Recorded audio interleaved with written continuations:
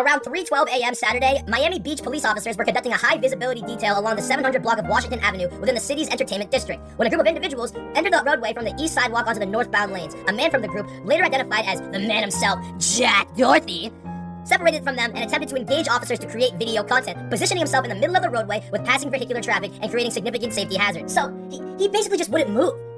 That's it. The police officers were like, hey, move. And he said no.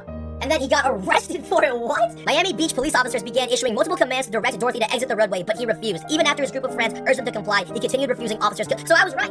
I was literally right. The guy got arrested for being annoying. He was illegally being a moron. The officers continued, warning Dorothy that failure to comply would result in his arrest. Still, the influencer continued to refuse commands and told them, once I'm done with this bet. The arrest document said that at this moment, Miami Beach police safely apprehended Dorothy in the middle of the road due to his deliberate refusal to follow lawful orders and continue to obstruct traffic. That is a really fancy way of saying that you arrested one of Santa's elves. According to arrest documents, while officers searched Dorothy's person, they found a half-orange oval-shaped pill with a 3 imprinted on it, consistent with Schedule 2. They found Adderall. They also found a black plastic container holding 3 hand-rolled suspected cannabis. Alright, they found a bunch of joints on him too. Basically, long story short, Jack Dorothy was doing his usual Jack Dorothy activities, and then he got arrested for it, and they found a bunch of Adderall and weed on him. Okay, this was just a whole bunch of nothing. This was a nothing burger right here. Alright, so when it comes to my final thoughts, I'm sure you already know what I'm thinking. This guy's a moron, and this is probably for views. But I do want to take this part of the video to talk about something that I don't really know how to explain other than the ongoing trend of embarrassing yourself reviews. Because I'm sure we've all seen videos like this where a guy's on the elevator, or he'll ask someone to record a video for him, and they just start like moaning or dancing or saying some cringy bullshit to the camera.